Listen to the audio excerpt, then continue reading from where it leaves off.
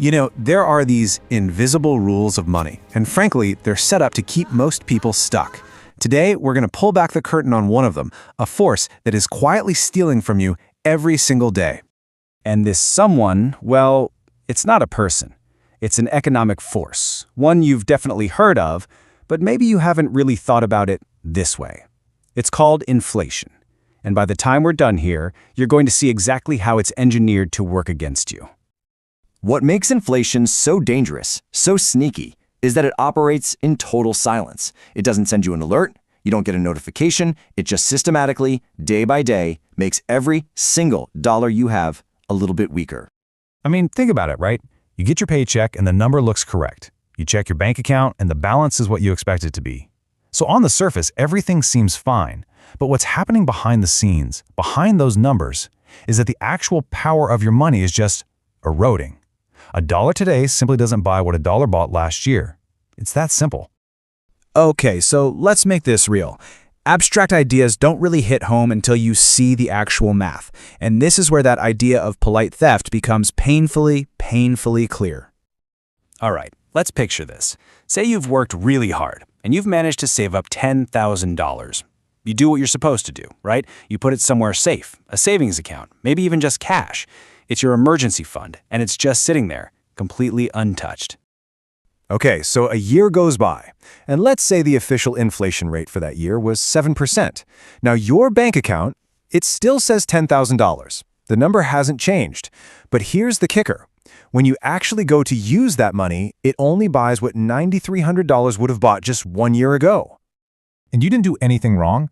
You didn't spend a single dime. You didn't make some bad investment. You literally did exactly what you thought was the responsible thing to do.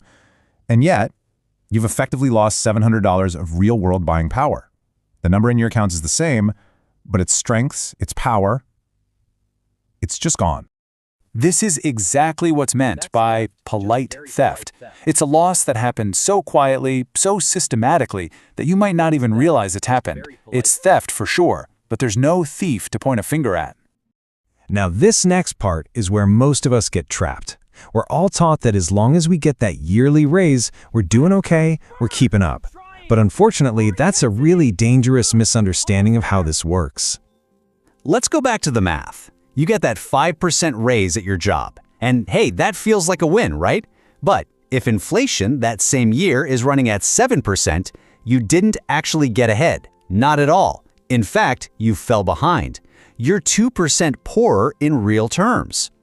This is what we call the salary treadmill. You're running, you're putting in the work, you're moving forward, but the machine itself, the system, is moving backward even faster. So even with all your hard work, you're actually losing ground.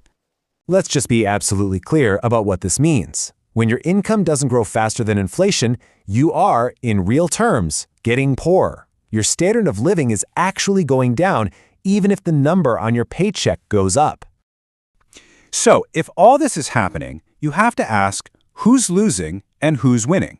Because inflation isn't neutral. It's a force that actively punishes one group of people, while at the same time it quietly rewards another. Understanding this divide is the whole key to getting off that treadmill. So who gets punished the most? It's the people who follow the conventional advice. The savers holding cash, the employees who rely only on that salary, anyone who thinks playing it safe with their money is the smartest move. And, at the exact same time, there's another group quietly winning, the asset owners. This really reveals the core rule of the game we're all in. Inflation is basically designed to destroy the value of cash. But it has the complete opposite effect on assets, things like businesses or real estate or stocks. As cash gets weaker, the dollar price of those assets tends to go up, preserving and even growing real wealth. So what's the escape plan? If working harder for more dollars isn't the answer, what is? Well, it requires a pretty fundamental shift in your strategy, a shift from focusing on earning to focusing on owning. See, you don't beat inflation just by earning more dollars. That's the treadmill. You beat it by owning things. Things that can grow faster than your dollars are losing value. What does that mean? It means owning pieces of businesses. It means owning productive assets, things that actually generate their own income. It's about owning investments that can compound and grow on their own. This isn't some secret, by the way. This is the fundamental reason why wealthy people don't really fear inflation. They understand this rule. They position their finances to be on the winning side of this equation, the side of ownership. So, we end with a question. Now that you can see how this silent thief really operates, how it's designed to take from savers and give to owners, the only question that matters is the one for you. If you know, for a fact, that your wealth is being stolen, just a little bit, every single day, how much longer are you going to let that happen? How long can you really afford to just ignore it?